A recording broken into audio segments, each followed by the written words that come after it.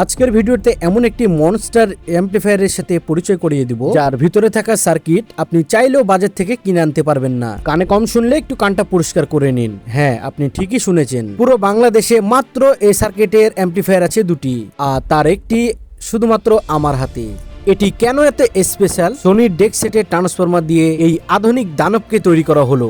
হাহা, আর কেনই বা বাজারের রেডিমেড অ্যাম্পলিফায়ার গুলোকে অনায়াসে টেক্কা দিতে পারে। চলুন এর ভিতরের পুরো মেকানিজম এবং অডিও ইঞ্জিনিয়ারের আসল খেলাটা আজকে আপনাদেরকে তুলে ধরি। প্রথমে আসি এই অ্যাম্পলিফায়ারের লিমিটেড এডিশন হওয়ার পিছনের গল্প। আপনাদের ইলেকট্রনিক্সের নিজস্ব R&D বা গবেষণার জন্য জিএলসি পিসিবি এবং ভালো মানের কম্পোনেন্টগুলো দিয়ে রেডি করার পর আমরা ফাইনাল প্রোডাক্ট হিসেবে সেল করে দিই। আর বাকি যে দুটি পিসিবি ছিল সেগুলো দিয়ে অত্যন্ত যত্ন সহকারে আজকের এই 2.1 কাস্টম অ্যাম্পলিফায়ারটি।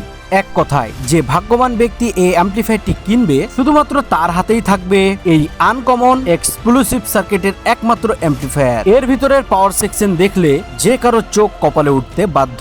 আমরা এখানে ব্যবহার করেছি 12 ট্রানজিস্টরের স্টিরিও সার্কিট, অর্থাৎ এই দুটি সার্কিটে 1943 এবং 5200 মডেলের মোট 24টি ট্রানজিস্টর আমরা ব্যবহার করেছি। এতগুলো ট্রানজিস্টরের তাপমাত্রাকে কন্ট্রোল করার জন্য এতে ব্যবহার করা হয়েছে হেভি ডিউটি 3 ডবল হিটসিং। আর এই পুরো সিস্টেমকে পাওয়ার দেওয়ার জন্য আমরা বাজারের কোনো সাধারণ ট্রান্সফরমার ব্যবহার করিনি। এখানে রয়েছে সোনি ব্র্যান্ডের পুরনো ডেক সেটের 7.5 কেজি ওজনের মাল্টি ভোল্টেজ ট্রান্সফরমার, যার বর্তমান বাজার মূল্য সোনার দামের চেয়ে কোনো অংশে কম নয়। এত দামি ট্রান্সফরমারকে সুরক্ষিত রাখার জন্য আমাদের নিজেদের তৈরি সফট স্টার্ট সার্কিট ব্যবহার করা হয়েছে এবং সাউন্ডের নিখুঁত ফিল্টারিং এর জন্য প্রতি চ্যানেলে আলাদাভাবে ব্যবহার করা হয়েছে রাইজেজন ব্র্যান্ডের 100 ভোল্ট 10,000 মাইক্রোফ্যারাডের 4টি বিশাল ক্যাপাসিটার ব্যবহার করা হয়েছে। কন্ট্রোলার হিসেবে লেফট এবং রাইটের চ্যানেলে আছে জিএলসি পিসিবি তৈরি আমাদের hi fi 3 stereo tone control circuit. আর বিশেষভাবে সাবুফারের জন্য আছে আমাদের নিজেদের তৈরি লো পাস ফিল্টার সার্কিট, যার 16 হার্টজ থেকে 160 হার্টজ পর্যন্ত ফ্রিকোয়েন্সি নিখুঁতভাবে নিয়ন্ত্রণ করতে পারে।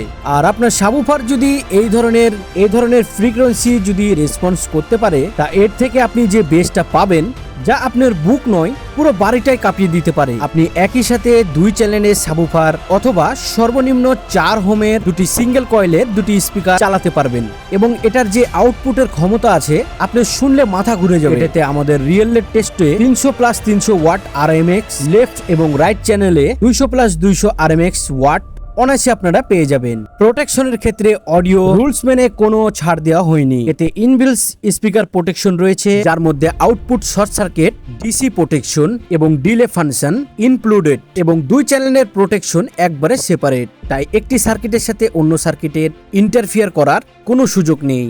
আর কুলিং এর জন্য প্রতিটি চ্যানেলে হিট সেন্সিং সিস্টেম এবং high speed auto fan control circuit দেওয়া আছে, যা হিট সেন্স করে ফ্যানের গতিবেগ অটোমেটিক বাড়াবে এবং কমাবে। তাই এক্সট্রা থার্মাল প্রোটেকশনের ব্যবহার করা হয়নি। তবে কাস্টমার চাইলে আমরা সেন্সরের দাম সাপেক্ষে সেটাও অ্যাড করে দিতে পারবো, আমাদের কাছে কোনো ব্যাপার না। সবশেষে কানেক্টিভিটি ফিনিশিং এর কথা না বললেই নয়।